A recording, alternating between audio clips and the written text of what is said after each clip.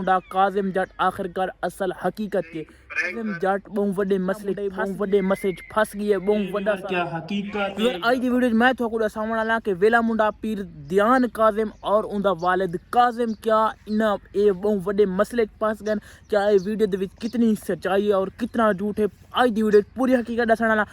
Vlog शुरू होने पहले सारे चैनल कर सब्सक्राइब ते आज दा मजेदार ते नवा व्लॉग करने शुरू। यार क्या काजिम जट बहुत बड़े मसले फस गई है। वेला मुंडे बहुत बड़े मसले फस गई है बहुत बड़ा सारा यार मसला बन गया। तुसा सारे दोस्त भी इहो सोचेंदे हो सो भाई वेला मुंडा काजिम जट आखिरकार असल हकीकत के यार असल दे विच ओ अपना प्रैंक शूट करने वाले दिन प्रैंक लोगों नाल प्रैंक खिलनियां हसनियां मजाकियां वीडियो बनाने पैन। काफ़ी सारे दोस्त सीरियस गिदी पैन यार सीरियस ना गिनो ये जस्ट प्रैंक वीडियो ये शुगले वाला वीडियो ते इस दे विच कोई सच्चाई नहीं भाई असल वीडियो पहाड़ों के विच वन के अपना वीडियो शूट करें खड़े। हालांकि काजिम जट अपनी जबान न ले खड़े यार ये सिर्फ प्रैंक कर रहे हैं। आप क्यों सीरियस नहीं गिनना। मैं आखिर व्यूअरों को हकीकत दसा देवा यार। कुछ सारे दोस्त मैं तो व्हाट्सअप पे मैसेज करके पूछी पैन के यार असल मसला के वेला मुंडा काजिम जट इन्हां दा कोई ओरिजिनल या फेक यार ये फेक प्रैंक बनाए मैं पैन उन्हें अपने व्लॉग दे विच भी दस्या भाई ये प्रैंक इन तुसां दोस्तां सीरियस नहीं गिनना